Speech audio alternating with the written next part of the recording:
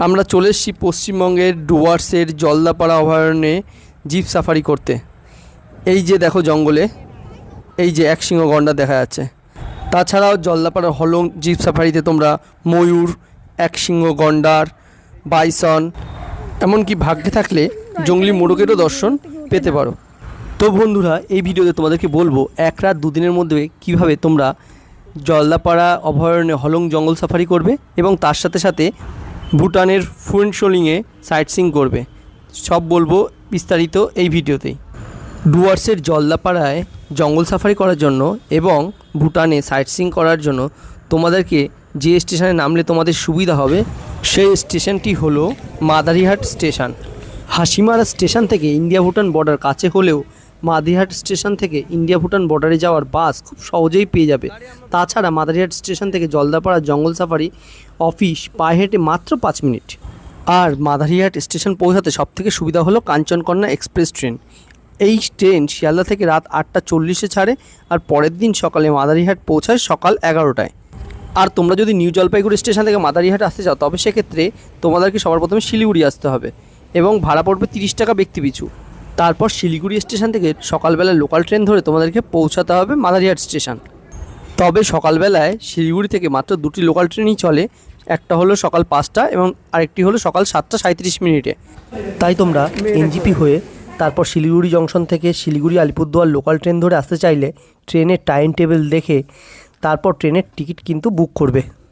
আমরা চলে এসেছি মাদারিহাট স্টেশনে। এই যে, আর এই মাদারিহাট স্টেশন থেকে মাত্র 1.5 কিলোমিটারের মধ্যে মাত্র 5 মিনিটের হাঁটাপথে রয়েছে জলদাপাড়া ন্যাশনাল পার্ক। আর এই ন্যাশনাল পার্কের একদম কাছেই রয়েছে 300 থেকে 400 মিটারের মধ্যে রয়েছে বিনয় হোমস্টে। এই যে দেখে নাও, রুম পরিষ্কার পরিচ্ছন্ন এবং নন এসি রুমের ভাড়া হচ্ছে 1200 টাকা আর এসি হচ্ছে তোমার 1800 টাকা। আর এই বিনয় হোমস্টে জলদাপাড়া ন্যাশনাল পার্কের খুবই কাছে অবস্থিত। আর তোমরা যদি একদম মাদারিহাট স্টেশনের কাছে রুম নিতে যাও তাহলে স্টেশনের একদম কাছে রয়েছে দত্ত নিবাস। আমি দুটো হোটেলেরই নাম এবং তার সাথে সাথে কন্ট্যাক্ট নাম্বার আমি এই যে ডিসপ্লেতে দিয়ে দিলাম। মাদারিহাট স্টেশন থেকে মাত্র 5 থেকে 7 মিনিটের হাঁটা পথেই পৌঁছে যাবে জলদাপাড়া ন্যাশনাল পার্কের অফিসে। এই যে অফিস। এবার তোমাদেরকে টিকিটের সিস্টেম বলি। জলদাপাড়া ন্যাশনাল পার্কে জিপ সাফারিতে একটি জিপে ম্যাক্সিমাম 6 জন সাফারি করতে পারবে এবং ভাড়া পড়বে 1750 টাকা টোটাল, অর্থাৎ মাথাপিছু পড়বে 290 টাকার কাছাকাছি। আর এই যে জিপ সাফারির টাইম টেবিল তোমাদেরকে স্ক্রিনে দিয়ে দিলাম। আর জলদাপাড়া ন্যাশনাল পার্কে তোমরা এলিফ্যান্ট সাফারিও কিন্তু করতে পারবে, সেক্ষেত্রে ভাড়া পড়বে ব্যক্তি পিছু 1000 টাকা। এবং এলিফ্যান্ট সাফারির টাইম টেবিলও এই যে ডিসপ্লেতে তোমাদেরকে দিয়ে দিলাম। এই যে আমাদের টিকিট ডিসপ্লেতে দিয়ে দিলাম।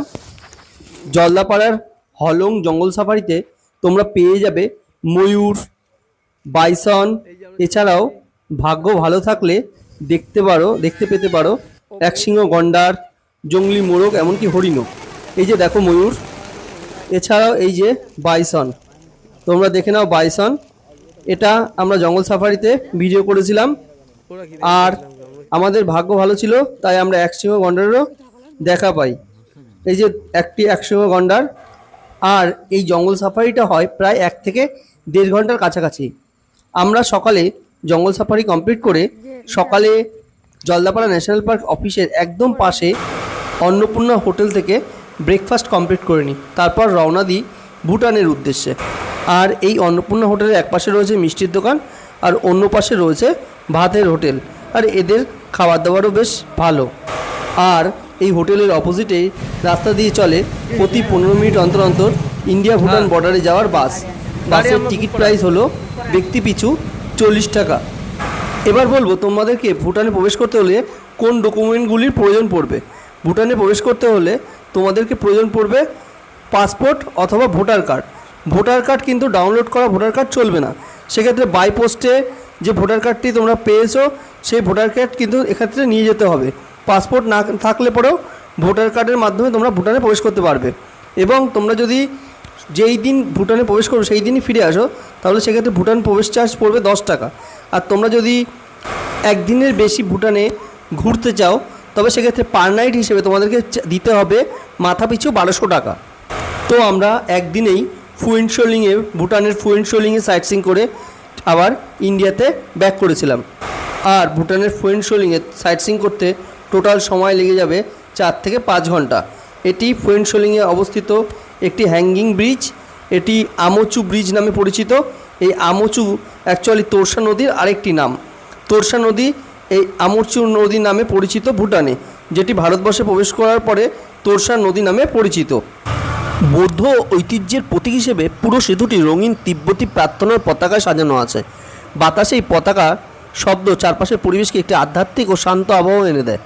আর এই যে লোহার শক্ত কেবল ও কাঠের পাটাতন দিয়ে তৈরি এই পায়ে হাঁটা সেতুটির উপর দিয়ে যখন চলা হয় তখন সেতুটি হালকা দুলতে থাকে।